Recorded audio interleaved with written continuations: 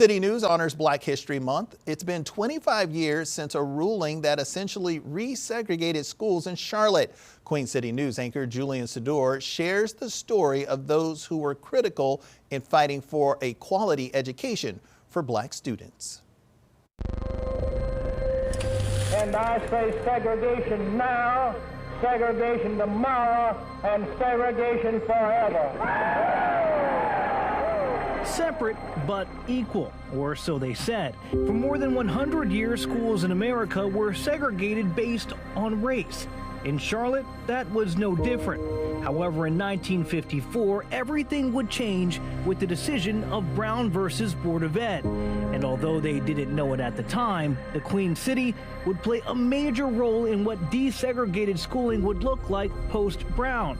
But it wouldn't come without a fight. But it was hard for me to understand that people could treat people that way, the way they treated me. Over 3 years after the landmark decision, Charlotte would finally integrate 4 Black students enrolling in previously all-white schools.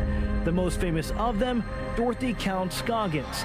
The pictures from that day say 1,000 words.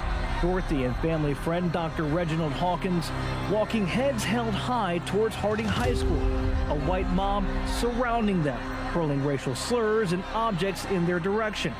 Almost 70 years later, the memory just as vivid as the day it happened. There was an adult who was telling the girls to spit on me. How can an adult do that to another individual? And all of that was because my skin was different than theirs. As Count Scoggins says, her time at Harding was brief. Over a week's time, she would continue to endure hateful comments and looks and people spitting in her food to the point where she had to go home for lunch.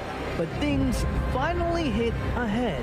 That was the day that, as I was proceeding to leave, that a blackboard eraser was hit in the back with a blackboard eraser and a sharp object in the back of my head, standing in the hallway.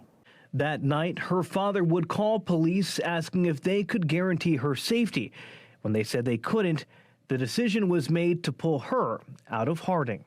How'd that make you feel? Well, at first, it made me feel as if I was a failure. The failure wasn't hers. It was Charlotte's, as many whites in the city fought against something they thought threatened their way of life. But over a decade later, an up-and-coming civil rights attorney by the name of Julius Chambers, along with his team, which included a young James Ferguson, would take that fight to court. Fortunately, the case was before Judge James McMillan, who himself had no background in desegregation, but was open to listening to the facts of the case. In fact, Judge McMillan used to say that he came to this case not expecting to enter the order that he did. All I was doing was what I thought the law required and what humanity required. Swan versus Mecklenburg County built off of the Brown versus Board of Ed ruling. By law, Brown allowed for schools to be desegregated. The question now was how to actually do that. At the time, roughly 14,000 Black students attended CMS schools that were at least 99% Black. Chambers, along with his team, convinced Judge McMillan the way to fix that was busing. He recognized that, and he entered an order saying that the same mechanisms that had been used to preserve segregation would have to be used to bring about desegregation. But just like with Dorothy Count Scoggins at Harding, when a certain way of life was threatened, Charlotte fought back. Example of that, I'll never forget that morning when I got a call from Vivian Chambers, Chambers' wife, saying, "Fergie, we just heard the office is on fire."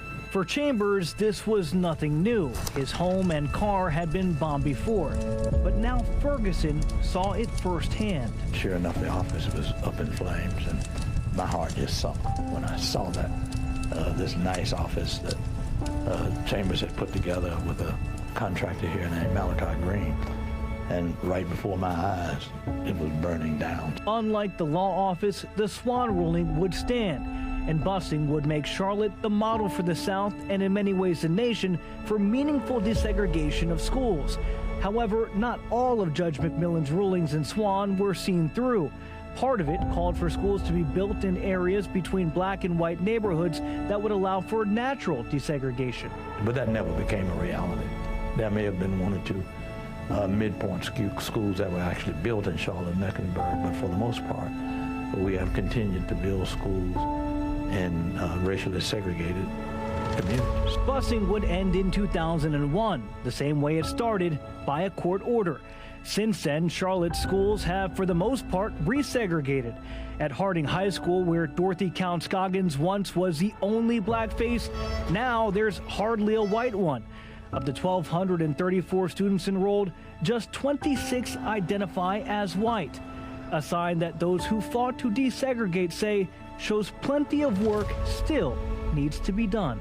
To get to where we are now, my hope is that we will be able to get to where we were before, when children in Charlotte were getting a world-class education. It's something we have to do if we ever become